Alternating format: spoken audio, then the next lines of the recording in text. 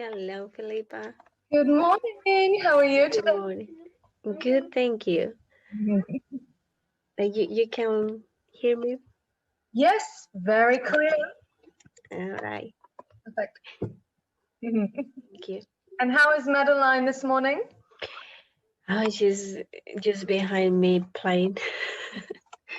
I hope my husband help me with her soon. Right. Okay, so did you get time to look at the documents for today?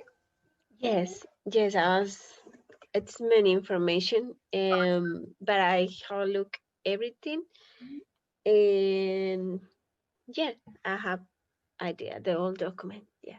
Okay.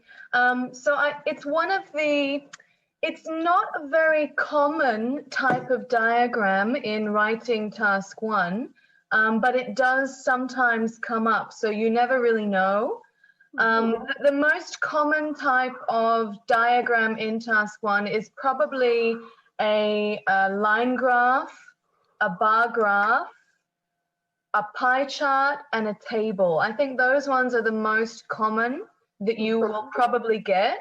And the good thing about that is for each of those types of diagram, you use similar kind of vocabulary and structures. So like, for instance, a line graph on the horizontal axis, which means the line at the bottom, it usually shows the period of time, like from, say, 1950 to 2000. But also a table can also show a period of time as well, but it just shows it in a different format. But the information is basically the same. So the good thing is you can use the same kind of vocabulary. Like if you look at the diagram and you see many years, like a long period of time, you would definitely be using your change, movement, trend vocabulary, like increase, decrease, that kind of thing, fluctuate. So there's some similarities between those. But however, there's a couple of diagrams which are a bit different and don't follow that kind of trend, increase, decrease kind of structure. So the three less common diagrams are a flow chart, which shows the process of how to do something. Yeah. So it might show you the milk pasteurization process, you know, from milking the cow to selling the milk in a shop. So it shows you the processes involved in that procedure. So that's one of them. Now that one is very different to a line graph or a bar graph or a pie chart.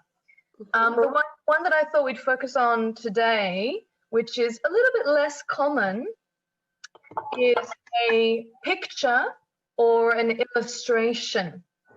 So it usually shows the different parts of something.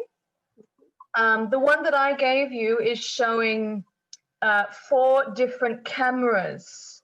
So it shows you the first camera, which was invented in 1839.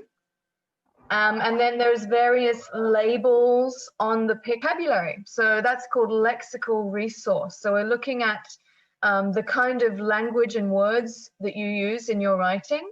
And say, when I read your task 1, I should be able to imagine what that diagram looks like without even seeing it. So it should be very descriptive. But I mean, that can be hard to do in only 150 words. So it's about the careful choice of vocabulary as well, whether you've chosen the correct words.